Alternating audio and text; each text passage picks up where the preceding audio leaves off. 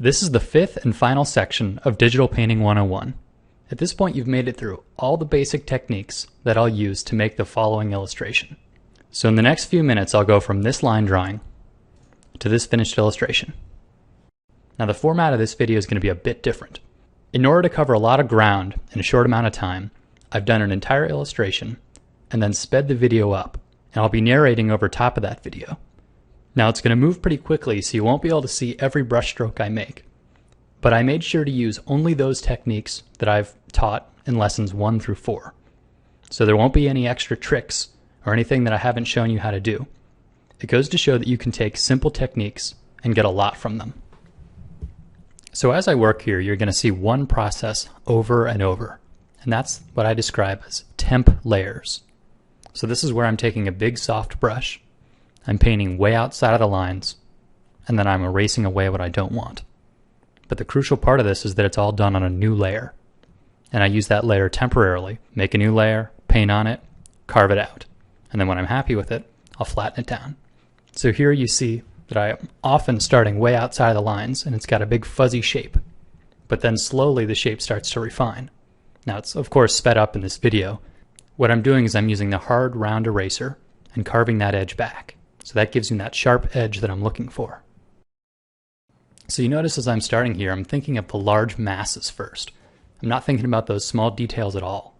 I'm thinking of the hull of this ship as a giant cylinder, and then I added on the wings. And here I'm starting to add on the smaller masses. So I'll add a light source, and then erase it away to reveal the shadow underneath. Once I've established the large masses, I can begin to add the specular highlights. And this is what really helps define the surface. In this case, it's got sort of a matte finish paint, so it's got a diffused, reflective quality to it, which means that it does have a shiny reflection, but that it's diffused. So hopefully by now you've seen that really there's not a lot of tricks in this process. I'm doing one primary technique, what I like to call temp layers, as well as some on-screen mixing, which is using the eyedropper tool with the brush tool to pick my colors. And that's it. Here I'm beginning to add the cockpit glass. Same deal, paint large and then carve away the shape. So I thought of the big glass as one unit and then later erased away the separator bar. And here I'm indicating what's underneath the glass. Now in a moment here, I'll reach a point where I've covered enough of the canvas that I feel comfortable in flattening the image. I don't need to worry about working underneath my line art anymore. I can work over top of everything and not worry about making mistakes. And from this point forward, I don't have the ability to use layers anymore. So what I'm doing is I'm going to be painting over top of where my lines were to get rid of some of them selectively. Part of attaining realism oftentimes is getting rid of your initial line drawing. And for this drawing, I want to keep some of that technical line work. It makes sense in the case of things with seam lines and panels, but I don't want all of it. So having a flat image clears my head and it allows me to paint over top of it without worrying. Once I have a flat image, it's also the time where I start refining the edges.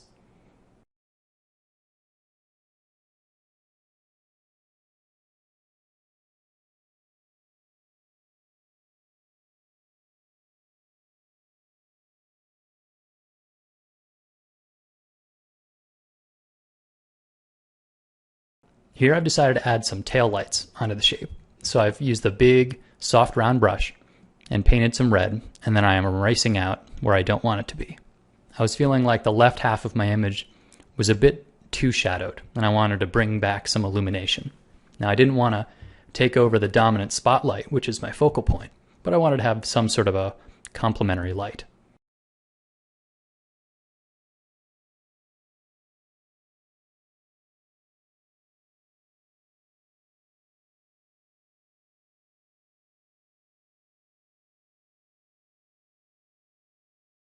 Now what I just did there was I made one detail object on its own layer, and then I used it in multiple spots around the ship.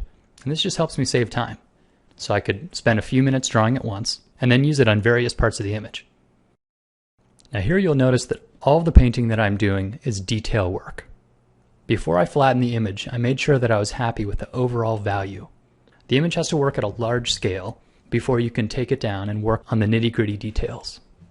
So it's once I've established all this lighting that I'm happy with, then I can go and noodle around on panel borders and put in the rivets. This is also when I'll carve out and refine the important shapes and let the other shapes recede into shadow. And since my process involves using so many soft round brushes, this is also a time where I like to bring back some sharpness and paint with some hard round brushes and some hard flat brushes. So there's not a lot of secrets to it. Just repeat those steps over and over. And with some practice, you'll be making images like this in no time. So now that you've gotten through Digital Paint 101, if you're looking for more information, there's plenty of it on the internet. I hope that you go back to controlpaint.com and check out all the other free videos that I have to offer. Twice a week, I'm offering new free videos on the blog. So come on by and check it out.